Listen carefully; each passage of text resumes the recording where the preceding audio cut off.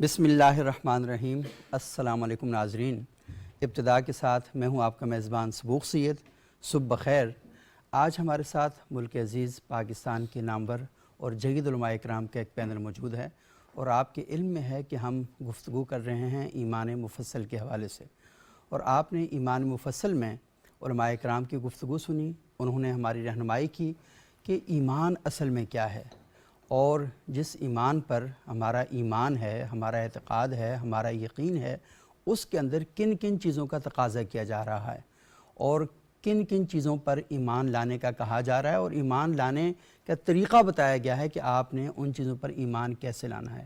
آمنت باللہ کہ اللہ پر ایمان کیسے لانا ہے، اور علماء اکرام نے ہمیں بتایا کہ اللہ پر ایمان لانے کا طریقہ کیا ہے، تقاضے کیا ہیں، اور پھر فرشتوں پر ایمان اور کتابوں پر ایمان کیسے لانا ہے، رسولوں پر ایمان کیسے لانا ہے، اور یہاں پر بڑی تفصیلی گفتگو ہوئی کہ وہ رسول جو اللہ کے رسول صلی اللہ علیہ وآلہ وسلم سے پہلے مبعوث کیے گئے، ان پر ہم نے ایمان کیسے لانا ہے۔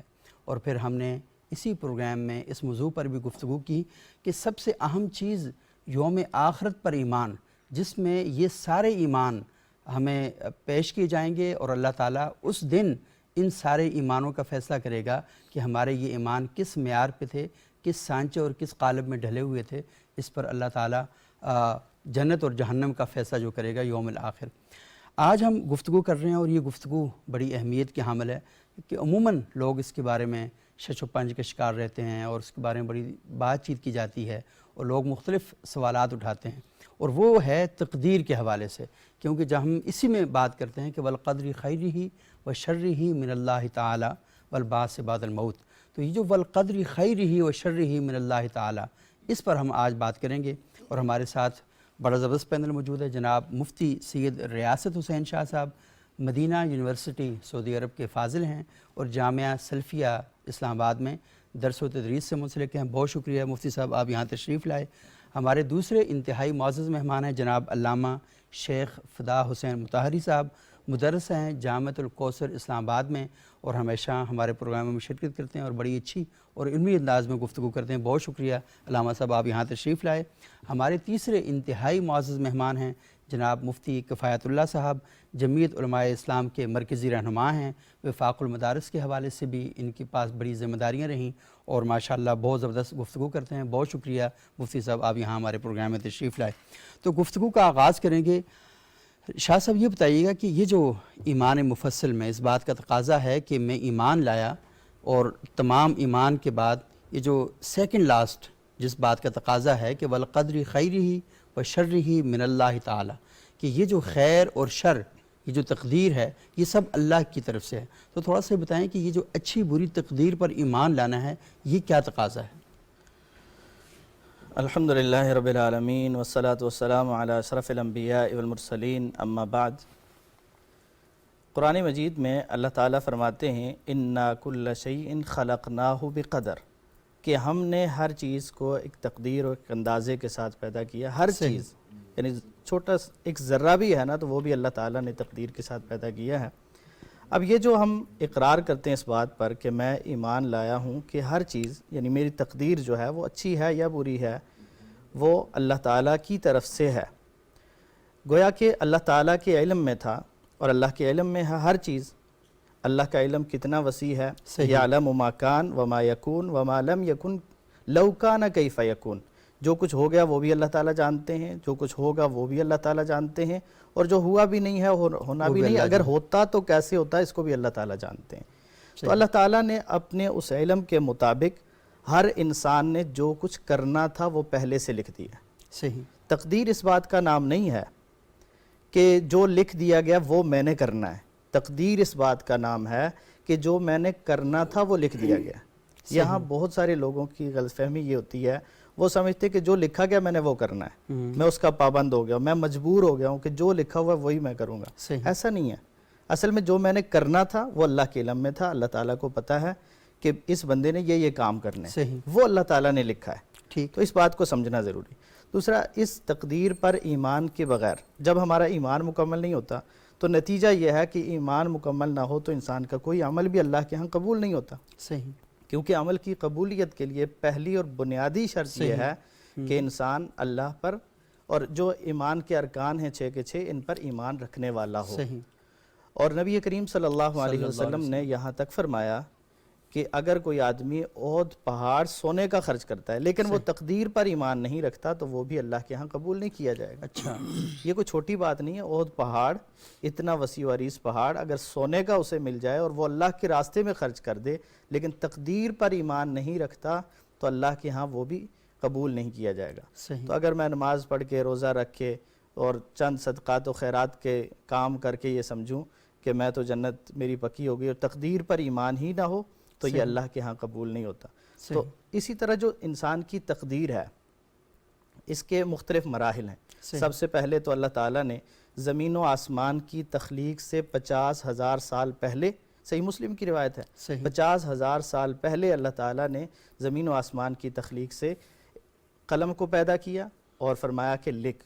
قلم نے عرض کی اللہ میں کیا لکھوں؟ فرمایا کہ جو کچھ ہونے والا ہے وہ سارا کچھ لکھ۔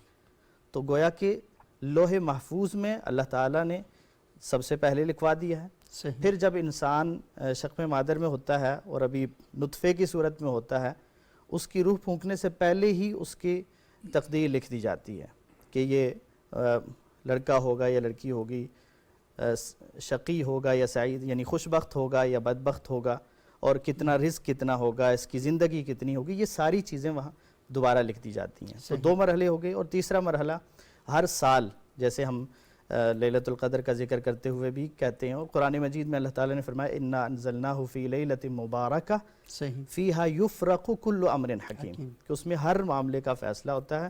اسی طرح انا انزلناہ فی لیلۃ القدر لیلۃ القدر وما ادراک ما لیلۃ القدر لیلۃ القدر خیر من الف شہر تنزل الملائکۃ والروح فیہا باذن ربہم من کل امر۔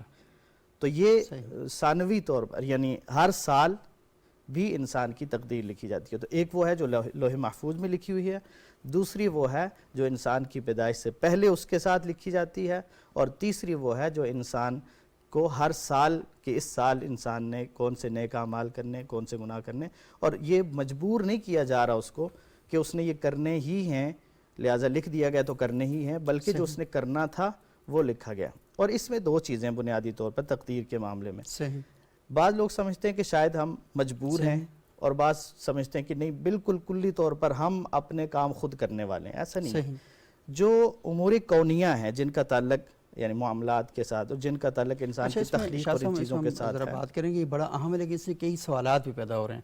اچھا، اس پر میں ذرا آؤں گا۔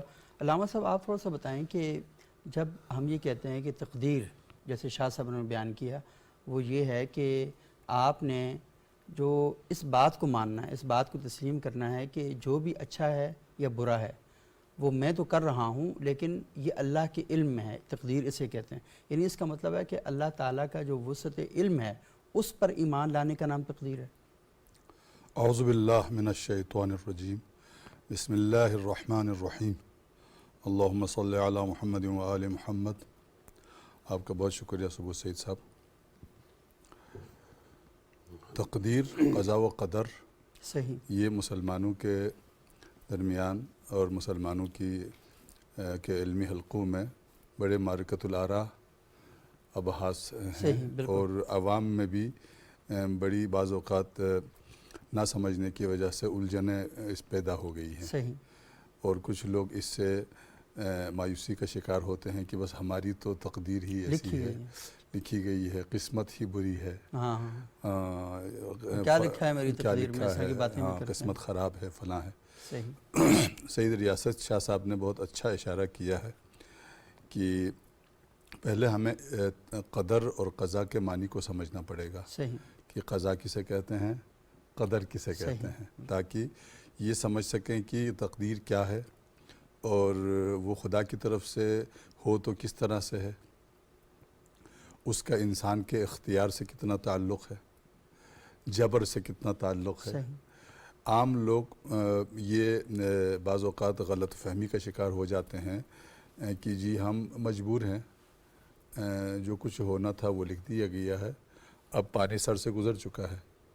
ایسی بات نہیں ہے حقیقت میں۔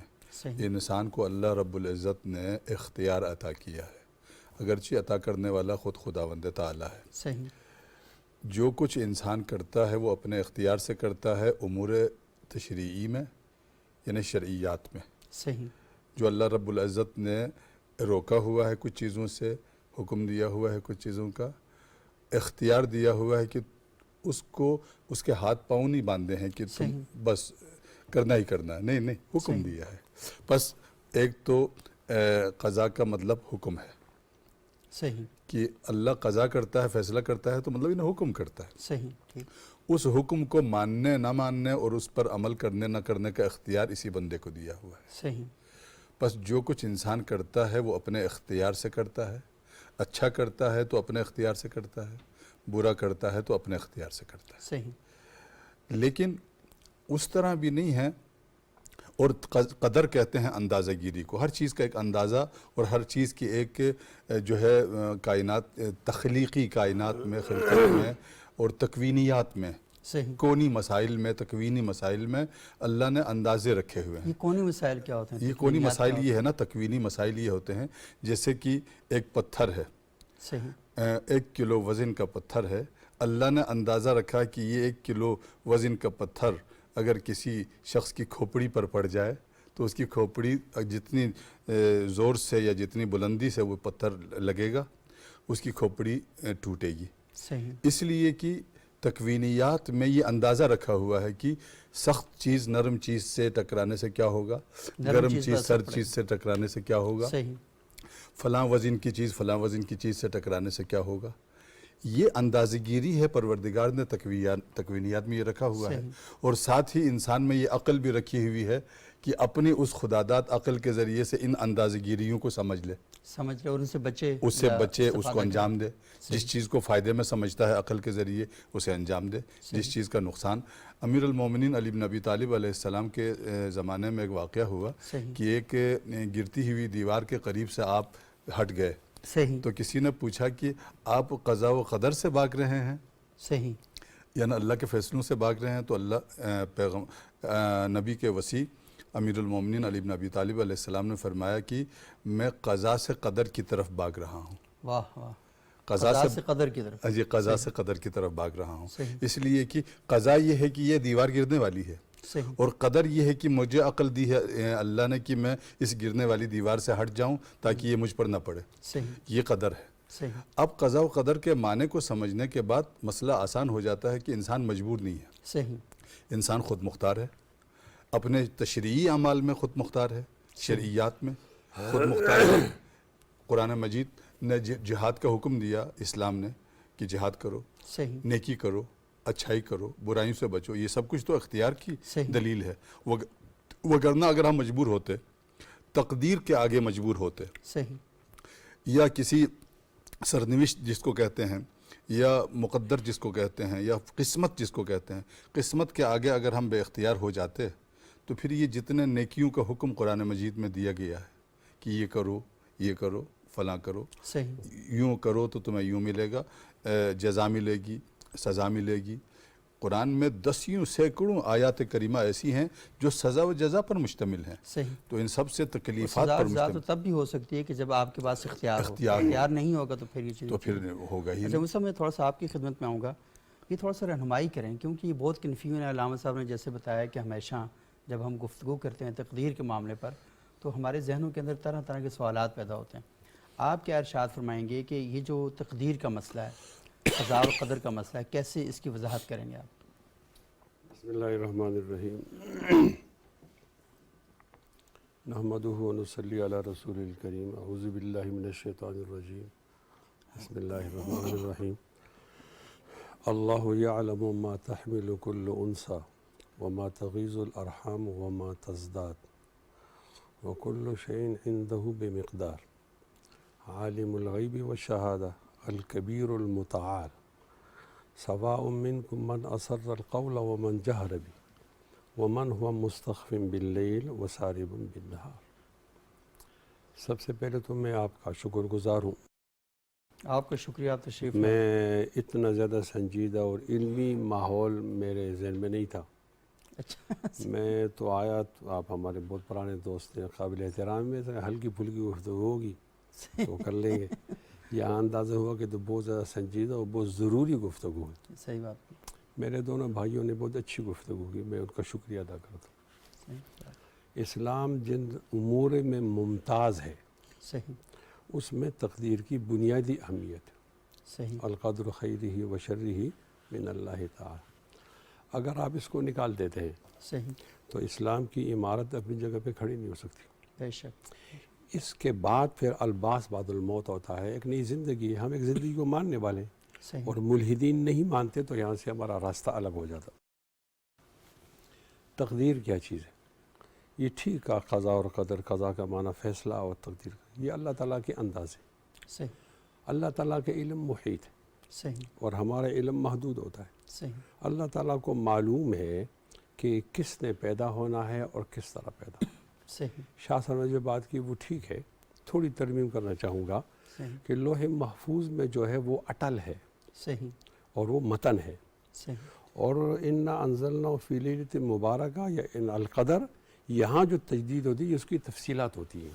صحیح. یعنی اس سال کی یہ تفصیل ہے, اس سال کی یہ تفصیل ہے, باقی ان کی تمام کی تمام باتیں ماشاءاللہ بہت صحیح. زیادہ دونوں بھائیوں نے بہت علمی باتیں کی. صحیح. اب یہاں ایک سوال پیدا ہوتا ہے. اس سوال کو انہی کی بات ہے لیکن انہوں نے الگ تعبیر کیا, میں ذرا الگ تعبیر کرتا ہوں. صحیح. کہ اگر بندہ مجبوری محض ہے تو پھر اللہ سزا کیوں دیتا ہے؟ الیاذ باللہ, پھر تو اللہ تعالیٰ ظلم کر دے. پہلے مجھے باندھ دیا ہاتھ سے کہ یہ کام کرنا ہے, صحیح. کرنے کے بعد کہہ دیے کہ آپ کو سزا ملے گی. تو یہ تضاد آ رہا ہے عقیدے کا. صحیح. مثال کے طور پر میرے ہاتھ سے زید کو قتل ہونا ہے, صحیح. تو لکھا ہوا ہے. جب یہ لکھا ہوا ہے تو پھر میں نے تو ایسا کرنا ہے, میں تو آلے کے طور پر استعمال ہو رہا ہوں نا. صحیح. بالکل. پھر مجھے نہ کہا جائے کہ آپ قاتل ہو اور آپ کو یہ سزا ملے گی اور قصاصاً آپ قتل ہو گئے, لیکن پھر یہ نہ کہا جائے. صحیح.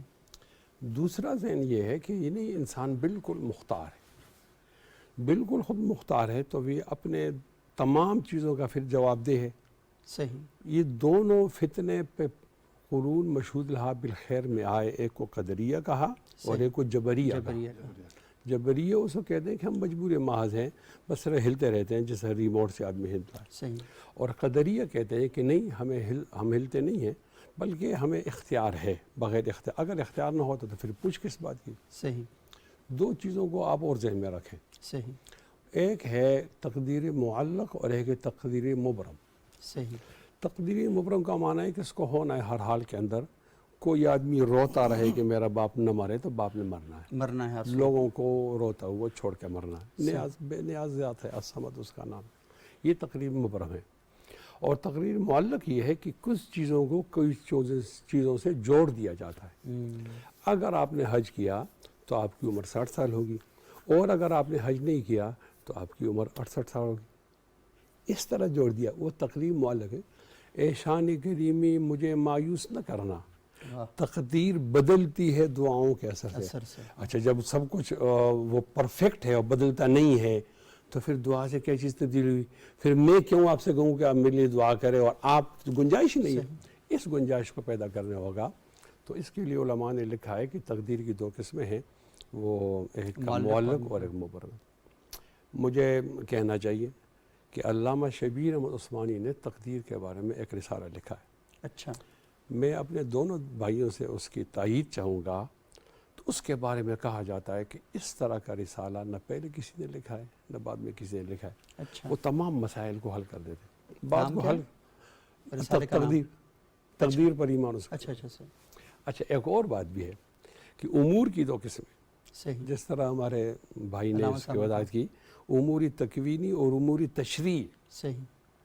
اموری تکوینی, اس کا تعلق عالم کون سا ہے, وہ کیا چیز ہے؟ آسمان اوپر ہے, بس اوپر ہے, زمین نیچے ہے, یہ ہے, فلکیات ہے, یہ چاند ہے, یہ زحل ہے, یہ سیارہ ہے, یہ عالم کون سے اس کا تعلق ہے. صحیح. ان دنوں کے اندر بارش ہوگی, ان دنوں کے اندر یہاں گرمی آ گئی, یہ عالم کون ہے. اس کے اندر ہمارے پاس کوئی بھی اختیار نہیں ہے کہ ہم تبدیل کریں. صحیح. تشریع کیا ہے کہ ایک شریعت اترتی ہے, وہ شریعت اس نظام فطرت کی تعبیر کرتی ہے. صحیح. میں یہ بھی بتانا چاہوں گا کہ دو قسم کے مدرسے ہیں ہمارے ہاں, ایک شرعی ہے ایک فطری ہے. صحیح. فطری مدرسے میں کوئی رحم نہیں ہوتا, اور تشریعی اور شرعی مدرسے کے اندر بہت زیادہ رحم و مہربانی ہوتی ہے. صحیح. اس کا تعلق عالم کون کا تعلق فطرت کے ساتھ ہے، صحیح، ایک جڑا ہوا تعلق ہے. اور یہ جو آپ کا شریعت ہے اس کا تعلق معلق کے ساتھ بھی ہو سکتا ہے، اور یہ جو تشریح وہ بھی. صحیح. ایک نبی آیا، دوسرا رسول آیا. رسول کے پاس یہ آیا کہ آپ کے پاس تبدیل، ترمیم، تنسیخ 3 چیزیں ہوں گی. صحیح، پہلے کے حکام میں کوئی تبدیل ہے، ان کا معاملہ ہے تشریح. آپ جب یہ کہتے ہیں کہ تشریح امور کے اندر فلاں نے یہ کہا تو اس میں احتمال ہوتا ہے کہ دوسرا کوئی تکوینی میں نہیں آتے. صحیح.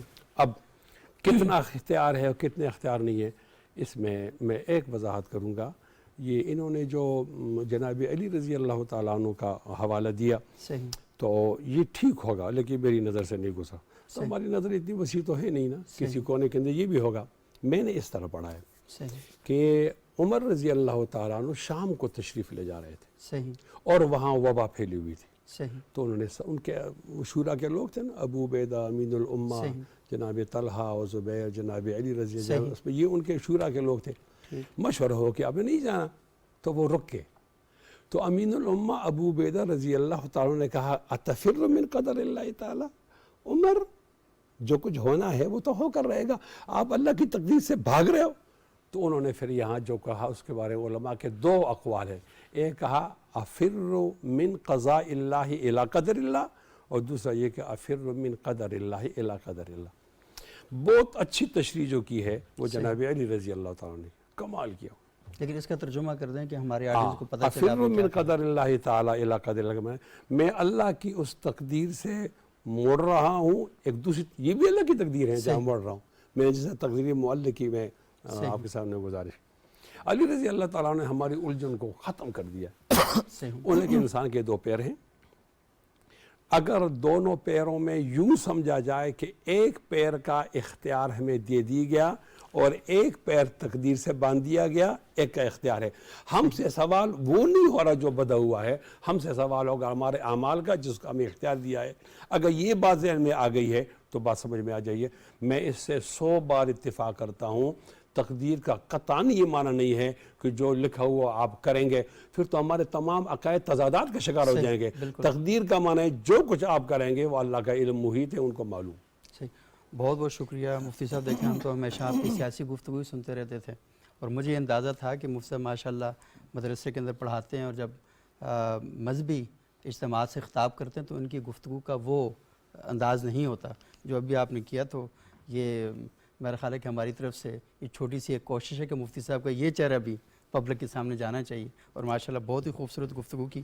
اچھا شاہ صاحب، میں آپ سے ایک سوال کرنا چاہوں گا، لیکن سوال کرنے سے پہلے میرا خیال ہے ہم ایک چھوٹا سا وقفہ لیتے ہیں، اور وقفے کے بعد جب آپ کی خدمت میں دوبارہ حاضر ہوں گے اور سلسلہ کلام کو آگے بڑھائیں گے، کیونکہ چیزیں دیکھیں بڑی وضاحت کے ساتھ آپ کے سامنے آ رہی ہیں، اور علماء کرام جس طریقے سے ہماری رہنمائی کر رہے ہیں، تو بہت سے سوالات جو ہمارے ایسے طبقات کی طرف سے اکثر اوقات کیے جاتے ہیں کہ جو وجود الہی پر یقین نہیں رکھتے، اور کس خوبصورتی کے ساتھ علماء کرام ان خیالات کا اظہار کر رہے ہیں اور ان سوالات کے جوابات دے رہے ہیں کہ جو ہمارے ذہنوں کے اندر کہیں نہ کہیں پریشانیاں اور وسوسے پیدا کرتے ہیں. لیکن ایک وقفہ لیتے ہیں، وقفے کے بعد آپ کی خدمت میں حاضر ہوتے ہیں.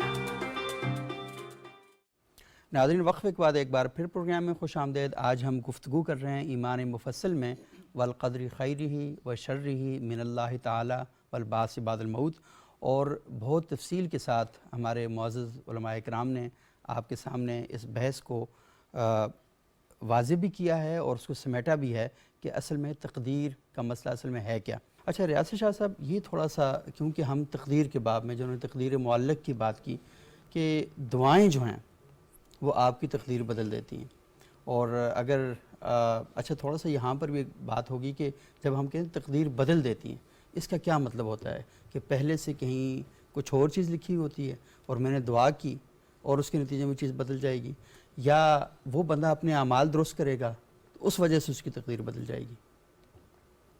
آپ کے سوال پہ آنے سے پہلے ایک دو جی چیزوں کی وضاحت بالکل جو بالکل تقدیر کے حوالے سے ضروری ہے. صحیح. ایک تو جیسے مفتی صاحب نے فرمایا، واقعی ایسی ہے کہ جو لوح محفوظ میں چیزیں ہیں وہ اٹل ہیں، وہ تبدیل صحیح. ہونے والی نہیں ہیں، اور جو سالانہ بنیادوں پہ یا انسان شب کی قدر میں تخلیق کہتے کے ہیں، وقت شب جو تقدیر ہے، ظاہر ہے کہ وہ اس کی تفصیلات ہیں۔ صحیح دوسرا، تقدیر کے معاملات میں بہت زیادہ بحث مباحثے سے اور گہرائی میں جانے سے اللہ کے رسول نے منع فرمایا۔ صحیح، یعنی یہاں تک کہ آپ نے فرمایا کہ انسان سوچتا ہے کہ فلاں چیز کو اللہ نے پیدا کیا، فلاں چیز کو اللہ نے، کرتے کرتے یہ وسوسہ اور یہ خیال بھی شیطان کی طرف سے آ سکتا ہے کہ پھر اللہ کو نعوذ باللہ یہ کس نے پیدا کیا، اس طرح کے خیالات۔ تو تقدیر کے معاملات میں صحیح، یہ اگر انسان گہرائی میں جاتا ہے تو گمراہی کا شکار ہو جاتا ہے۔ صحیح، دوسری چیز کہ تقدیر کے معاملات میں یا غیب کے جتنے بھی امور ہیں ان میں انسان اس چیز کا پابند ہے جو ہمیں نصوص میں ملتی ہیں، جو قرآن اور حدیث میں ملتی ہیں۔ جو ان میں نہیں ہیں، انسان اپنی عقل سے کوئی تقدیری معاملہ یا غیب کا کوئی بھی معاملہ ہے اس کا تعین نہیں کر سکتا۔ تو ایک تو اس میں ہمیں یعنی اپنی عقل کے گھوڑے دوڑانے سے اور اس چیز سے بچنا چاہیے، اور علماء کرام بچتے ہیں، یعنی ناظرین کو بھی اس چیز کا خیال رکھنا چاہیے۔ اور مطلب ایسے طبقات جیسے وہ فلسفے کے اندر جا کر ایک سوال کرتے ہیں کہ اگر اللہ ہر چیز پہ قدرت رکھتے ہیں تو کیا وہ ایسا پتھر بنا سکتے ہیں جسے وہ خود نہ اٹھا سکیں؟ مطلب اس طرح کی عجیب و غریب قسم کے گمراہ کن سوالات جو ہیں، جی اٹکل اصل میں یہ الحاد کی جو ہے نا مختلف شکلیں ہیں، اور پھر وہیں کا یہ سلسلہ شروع ہے۔ صحیح، اسی طرح تقدیر کے معاملے میں ایک اور چیز کہ انسان کو تقدیر کا بہانہ بنا کے، جیسے اقبال نے بھی کہا نا، عمل کہ سے فارغ ہوا ہوا مسلمان بنا کے مسلمان تقدیر کا بنا بہانہ۔ کے تقدیر کا بہانہ۔ صحیح، تو یہ نہیں کر سکتا کہ نماز نہیں پڑھ، اچھا میری تقدیر میں نہیں تھی، روزہ نہیں رکھا میرے مقدر میں نہیں تھا، گناہ کیوں کیا میرے مقدر میں لکھا ہوا تھا۔ تو انسان کو جن چیزوں میں اختیار دیا گیا ہے، انا ہدیناہ السبیل اما شاکرا و اما کفورا، جس چیز میں اختیار دیا گیا ہے وہاں وہ تقدیر کا بہانہ نہیں بنا سکتا، وہاں وہ مسئول ہے۔ فہدیناہ النجدین، اللہ تعالیٰ نے دونوں راستے دکھا دیے ہیں، ہدایت کا راستہ اختیار کرے یا گمراہی کا راستہ اختیار کرے۔ لیکن جو تکوینی معاملات ہیں، مثال کے طور پہ ایک آدمی وہ اس کے اختیار میں نہیں ہے کہ وہ اس کائنات میں کب آنا چاہتا تھا، صحیح، کس کا بیٹا بننا چاہتا تھا، کس کا باپ بننا چاہتا تھا، کس کا رشتہ دار بننا چاہتا تھا، یا اس کا رزق کتنا ہوگا۔ یہ جو معاملات اللہ کے اختیار میں ہیں، اس کا لہجہ ہے، اس کا لباس ہے، اس کا بولنا ہے، تہذیب ہے، زبان ہے، یہ ساری اس کے اوپر ان جبری ہیں۔ چیزوں میں وہ تقدیر کا سہارا لے سکتا ہے۔ صحیح، یہ تکوینی امور میں سے یہ تکوینی امور ہے۔ کوئی نقصان ہو گیا، قدر اللہ وما شاء فعل، اللہ کی طرف سے ایسے ہی مقدر تھا جیسے اللہ تعالیٰ، وما تشاؤون الا ان یشاء اللہ، اور ہر چیز ہی انسان کی اللہ کی مشیت کے تابع ہے۔ صحیح، تو اللہ کی مشیت کے تابع رکھ کر انسان کو دونوں چیزوں میں سے جہاں اختیار دیا گیا تو وہاں انسان مسئول بھی ہے، اور جہاں اختیار نہیں دیا گیا وہاں انسان مسئول نہیں ہے، انسان سے پوچھا بھی نہیں جائے گا، پوچھا نہیں جائے گا وہاں۔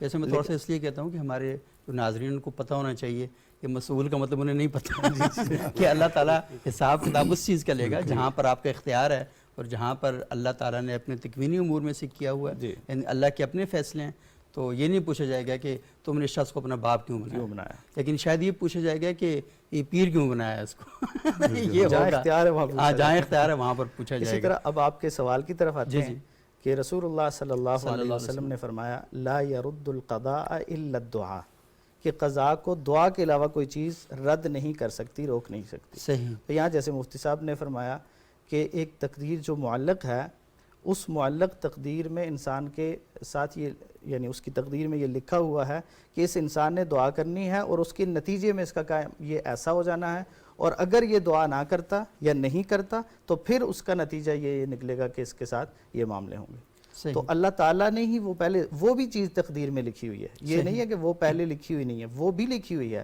لیکن انسان کی تقدیر میں وہ دعا بھی لکھی ہوئی ہے جس دعا کے نتیجے میں اس کا وہ کام جو کسی اور طرح سے ہونا تھا اب کسی اور طرح سے ہو رہا ہے۔ صحیح، اچھا بہت شکریہ آپ کا۔ علامہ صاحب یہ تھوڑا سا بتائیں کہ جب ہم تقدیر کے باب میں بات کرتے ہیں تو ہم یہ کہتے ہیں کہ پھر آپ سوال بھی زیادہ نہ کریں، اس کے اندر بھی زیادہ نہ جائیں، اور پھر ہم یہ بھی کہتے ہیں کہ علم کی گہرائی تک بھی جانا چاہیے، اور پھر ہمارے ہاں یہ بھی ہے کہ آپ نے توکل بھی کرنا ہے۔ تو یہ تھوڑا سا ایکسپلین کریں کہ یہ جو ساری چیزیں اس کے ساتھ جڑی ہوئی ہیں تقدیر کی بحثوں کے اندر، تو پھر کہیں لگتا ہے کہ ہمیں کرنا چاہیے، کہیں لگتا ہے کہ کرنے کا کوئی فائدہ نہیں ہے۔ جیسے انہوں نے کہا کہ دعا اگر میرے لیے آپ دعا کریں گے تو میری تقدیر بدل جائے گی، تو اب دعا تو آپ نے کرنی ہے، اور آپ کا بھی لکھا ہوا ہے تقدیر میں کہ آپ نے دعا کرنی ہے۔ اب مجھے تھوڑا سا یہ بھی بے چینی ہو رہی ہے کہ آپ نے پابندی بھی لگائی ہوئی ہے کہ زیادہ بحثوں میں نہیں جانا، تو پھر کیا کرنا چاہیے، تھوڑا سا بتائیں۔ سرکار دو عالم صلی اللہ علیہ وآلہ وسلم نے جو دعا مانگی ہے کہ رب زدنی علما، میرے علم میں اضافہ فرما. جی، جو جس کو کائنات کا وہ عظیم علم عطا کیا رب الکائنات نے، وہ بھی دعا فرماتے ہیں کہ رب زدنی علما. تو باقیوں کی تو کوئی اوقات ہی نہیں ہے کہ وہ نہ کہیں رب زدنی علما. پس علم کی جو تلاش ہے اور اضافے کی جو دعا ہے وہ ہمیشہ ہونی چاہیے. صحیح. کہتے ہیں نا کہ تقدیر جو ہے انسان کو کہاں سے کہاں پہنچاتی ہے، اور انسان یہ تقدیر وہی تقدیر ہے. اس کی ایک مثال تو مفتی صاحب نے اور سید نزاکت شاہ صاحب نے دی ہے. میں اس کو مزید اپنے ناظرین محترم کے، آپ کے ناظرین محترم کے واضح کرنے، ان کے اوپر واضح کرنے کے لیے عرض کروں گا کہ جو چیزیں، ایک چیز ہے الامر بین الامرین جس کا اشارہ انہوں نے فرمایا کہ مکمل اختیار بھی انسان کو ایسا نہیں ہے کہ وہ جو مرضی کر لے. یہ ہاتھ، اس کا ہلنا خدا کی دی ہوئی طاقت سے ہے، لیکن اوپر کی طرف کروں نیچے کی طرف کروں یہ میرے اختیار میں رکھا گیا ہے. کسی پہ ماروں یا کسی پہ کچھ دے دوں یہ میرے اختیار میں ہے، لیکن دینے کی جو طاقت ہے وہ خدا کی طرف سے ہے. بازو میں جو طاقت ہے، دماغ میں جو طاقت ہے، یہ جو قوت ارادی ہے، یہ سب کچھ خدا کی طرف سے ہے. اس کو کہتے ہیں تعبیر اہل بیت میں الامر بین الامرین، یعنی درمیانی چیز ہے. یعنی اللہ کی طرف سے بھی ہے بہت ساری چیزیں، اور انسان کو ایک اختیار بھی دیا ہوا ہے. مثال کے طور سے ایک انسان کو اللہ رب العزت نے لوح محفوظ پر اس کی عمر لکھ دیجئے 200 سال. صحیح. کہ یہ 200 سال عمر کرے گا بشرطے کی. اب یہ تقدیر معلق کی باتیں آتی ہیں. بشرطے کی یہ فلاں کھانا نہ کھائے، یہ بشرطے کی یہ فلاں کام نہ کرے، بشرطے کی یہ فلاں کام نہ کرے، 10-20 شرائط لگائیں. یہ ایسا ہی ہے جیسے کہ ایک چراغ میں، ایک ٹینک میں چھوٹے سے 1 لیٹر تیل ڈالا جاتا ہے، اس سے چراغ جلتا ہے. اب اس 1 لیٹر تیل کا جو چراغ جلنے کا جو دورانیہ ہے وہ مثلاً 2 گھنٹے ہے. بشرطے کی ہوا اس کو نہ بجھائے، بشرطے کی اس ٹینک میں سوراخ نہ ہو اور تیل رس نہ جائے، بشرطے کی کوئی بچہ ٹھوکر نہ لگا دے، بشرطے کی اگر یہ ساری شرائط پوری ہوں تو یہ 2 گھنٹے جلے گا. اس 1 لیٹر تیل کا 2 گھنٹہ چراغ جلنا ضروری ہے. اس بندے کی بھی یہی ہے کہ صلہ رحمی کرے گا تو عمر بڑھے گی، صلہ رحمی نہیں کرے گا تو عمر گھٹے گی. قطع رحمی کرے گا، فلاں گناہ کرے گا عمر گھٹے گی، فلاں اچھا عمل کرے گا تو عمر بڑھے گی. یہ جو عمر کا بڑھنا اور گھٹنا ہے اس اٹل عمر کے اندر ہی ہے، نیچے ہے. اٹل عمر 200 سال ہے. 200 سال کے نیچے جو ہے وہ کچھ بڑھتا ہے. قطع رحمی کرے تو گھٹتا ہے، صلہ رحمی کرے تو وہ عمر بڑھ جاتی ہے. یہ اس 200 سال کے نیچے بڑھنے گھٹنے کا نام ہے دعا کے ذریعے سے بڑھانا. الدعا یرد القضاء، دعا قضا کو ٹالتی ہے. مطلب یہ ہے کہ 200 سال سے تو اوپر نہیں لے کے جاتی ہے دعا. 200 سال اٹل ہے لوح محفوظ پر. 200 سال اندر 200 سال کے اندر جو عمر گھٹ چکی تھی دعا کے ذریعے سے اس میں اضافہ ہو سکتا ہے. قضا کو بدلنے کا مطلب بھی یہ ہے کہ قضائے خدا 200 سال تھا، اس کے نیچے مختلف وجوہات اور اسباب کے ذریعے سے کمی بیشی آ سکتی تھی. اس کمی بیشی کو دعا کے ذریعے سے، نیک اعمال کے ذریعے سے، اچھی کارکردگی کے ذریعے سے انسانی عمر کو بڑھایا جا سکتا ہے، گھٹایا جا سکتا ہے برائیوں کے ذریعے سے. تو یہی تقدیر. سائنٹسٹ ایک بات کرتے ہیں علامہ صاحب، آپ کی بات کاٹ رہا ہوں، کہنے کہ انسان کی جو عمر ہے اگر وہ صحت کے اصولوں کے مطابق گزارے اور اپنے آپ کو ان علائشوں سے پاک کرے جو انسان کے نقصان دہ ہیں، تو 135 سے لے کر 140 سال کے درمیان ہے. بالکل. یعنی اگر وہ ٹھیک ہو کے رہے اور ان خرافات کا جو ذہنی ہیں اور فکری ہیں اور بالکل کھانے پینے کی عادات کے اندر ہیں، نیند کا وقت برابر کرے، ہو سکتا ہے. یہ مفروضہ تو ابھی 135-40 سال کا تو آپ نے تذکرہ کیا. بعض تو یہ بھی امکان ظاہر کرتے ہیں کہ اگر صحت کے تمام اصولوں کے تحت انسان زندگی گزارے، یا ابھی اس تلاش میں لگے ہوئے ہیں ماہرین طب کہ جی ہو سکتا ہے انسان کے کوئی ایسی جین دریافت ہو جائے جو فرسودگی کو ختم کر دے، جو انسان کی عمر کی بڑھتی ہوئی صورت کو ختم کر دے اور جوانی میں رکھ دے. ہو سکتا ہے 1000 سال. یہ تو مفروضے ہیں، ابھی تو دیکھنا ہے کہ ان مفروضوں کے اوپر کب. لیکن جو اسلامی نقطۂ نگاہ سے جو مقدرات الہیہ ہیں، ان مقدرات الہیہ تکوینی معاملات میں تو فیصلہ کن ہیں، لیکن تشریعی معاملات میں ہمارے اختیارات ہیں. اور اصل تو تربیت ہے نا. یہ قضاء و قدر کا معاملہ بھی انسان کی تربیت سے مربوط ہے. صحیح انسان کو ان قضاء و قدر کے معاملات سمجھا کر اسلام نے اس کو نیکیوں پر ابھارا ہے صحیح کہ تم برائیوں سے بچو اور نیکیوں کی طرف آؤ۔ صحیح اسلام کے تمام اصولوں میں تمام جو قاعدے ہیں یا تمام احکام ہیں ان میں انسانی تربیت کا پہلو پوشیدہ ہے۔ صحیح قضاء و قدر کے معاملے میں بھی یہی ہے کہ انسان قضاء و قدر کو دیکھے تو اپنی تربیت کر لے، یعنی اچھائی کرے گا تو اللہ تعالیٰ یہ عطا کر لے گا، صحیح برائی کر وَأَن لَيْسَ لِلْإِنسَانِ إِلَّا مَا سَعَى، صحیح انسان کو وہی کچھ ملے گا جس صحیح کی وہ کوشش اور سعی کرے گا، صحیح تلاش کرے گا۔ تلاش اور کوشش اور جد و جہد پر ابھارنا ہے، صحیح یہ نہیں ہے کہ جمود کا شکار کر دیں۔ ہاں بے تقدیر عمل بنا یہ دیں۔ کام نہیں ہے کہ وہ آپ ایک جگہ پر جمے رہیں جمے ڈٹے رہیں، رہیں ڈٹے اور رہیں۔ آپ یہ کہہ کر اپنی جان چھڑا لیں کہ یہ تو اللہ کی طرف سے لکھا ہوا ہے، بلکہ تقدیر کے اندر یہ چیز شامل ہے کہ آپ نے محنت کرنی ہے، کوشش کرنی ہے، جستجو کرنی ہے ہر میدان کے اندر، اور اللہ تعالیٰ یہ کریں گے۔ وہ مجھے فیض کا ایک شعر یاد آ رہا ہے کہ تو جو مل جائے تو تقدیر نگوں ہو جائے، تو یعنی جو چیزیں آپ نے خود کرنی ہیں تو پھر اس کے ساتھ چیزیں جو آگے بڑھتی ہیں۔ بہت شکریہ علامہ سید ریاض حسین شاہ صاحب اور مفتی علامہ فدا حسین صاحب، جناب مفتی کفایت اللہ صاحب، بہت ہی اچھی اور بڑی زبردست گفتگو ہوئی۔ ناظرین لازمی ہے کہ اس میں بہت سے سوالات جو ہیں وہ پیدا ہوتے رہیں گے، لیکن کچھ سوالات ایسے ہیں کہ جو فقط کج بحثی ہیں، اس کا کوئی فائدہ نہیں ہے کرنے کا، لیکن اصل چیز جو ہے علماء اکرام نے آپ کو بتا دیا کہ آپ نے کن کن دائروں کے اندر رہتے ہوئے چیزوں کو بہتر کرنا ہے اور اپنے خیالات کی پختگی کے سفر کی طرف آپ نے اپنے آپ کو لے کر چلنا ہے۔ اگلے پروگرام میں انشاءاللہ ہم گفتگو کریں گے، اور وہ گفتگو ہوگی کہ والبعث بعد الموت، کہ جو موت کے بعد کی زندگی ہے اس کا جو تصور ہے وہ کیا ہے، اور یہ بڑا یونیک تصور ہے۔ یہ جو جتنی بھی ایمانیات کے باب میں ہم نے باتیں کی ہیں وہ اصل میں وہاں پر کیوں ضروری ہیں۔ اگلے پروگرام تک لیے اجازت دیجیے گا۔ اپنا، اپنے رشتہ داروں کا، پڑوسیوں کا، سب کا خیال رکھیں۔ بہت شکریہ۔